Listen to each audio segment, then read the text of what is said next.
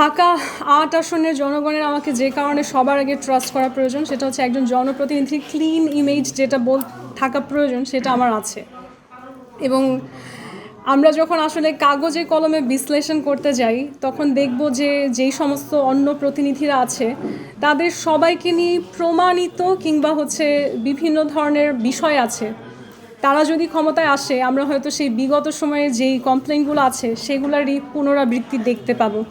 নাও হতে পারে, মানুষ পরিবর্তনশীল, হতে পারে তাদের এবার ভালো কিছু আছে অফার করার, কিন্তু যারা প্রতিনিধি আছে অন্যরা তারা বিগত সময় কি করেছে বা তাদের কতটুকু সক্ষমতা বাংলাদেশ সেটা অলরেডি একবার অবজার্ভ করেছে।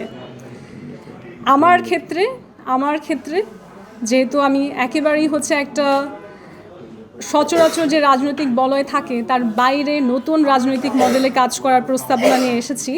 আমার মনে হয় জনগণের সময় হয়েছে সেই নতুন জিনিসটা কি সেটা দেখার। সো আমাকে ট্রাস্ট করারও একটা গ্রাউন্ড আছে এবং আসলেই যদি বাংলাদেশ চায় যে এই সারা জীবন আমরা কমপ্লেইন জোন থেকে বের হয়ে আসলেই উন্নত বিশ্বের মতো কাজ করব, তাহলে এমন একজন প্রার্থীকে চুজ করা উচিত যে আসলে সেই জায়গায় সক্ষমতা এবং আইডিয়া রাখে।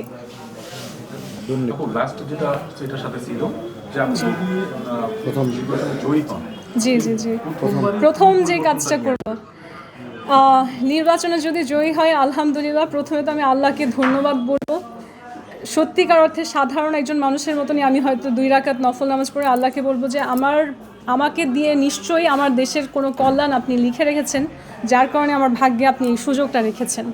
দ্বিতীয়ত আমি যেটা করব সেটা হচ্ছে আফটার দিস আমি ইমিডিয়েটলি আমার কাজে লেগে পড়ব। যেই কথাগুলো আমি বলেছি, নারী বান্ধব সবচেয়ে নিরাপদ জায়গা চাই, তার জন্য যেই সিস্টেমিক চেঞ্জগুলো করা প্রয়োজন আমি ইমিডিয়েটলি আমার পার্লামেন্টারি প্রভিশনে যতটুকু স্কোপ আছে তার মধ্যে কাজ করা শুরু করে দেব। এই কাজ করা বলতে আমি এখন ছোট ছোট এক্সাম্পল দিয়ে বলতে পারছি না যে ওখানে একটা ক্যামেরা লাগাবো, এটা এরকম না।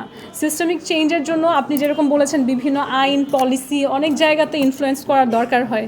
আমি খুঁজে বের করব আমার এই পার্লামেন্টে যারা আমার সহযোদ্ধারা যাবেন তাদের সাথে আলোচনার মাধ্যমে আমি কি পরিবর্তন আনতে পারি, এবং প্রত্যেকটা পরিবর্তনেরই আলটিমেট লক্ষ্য থাকবে ঢাকা 8কে সুরক্ষিত নিরাপদ করা।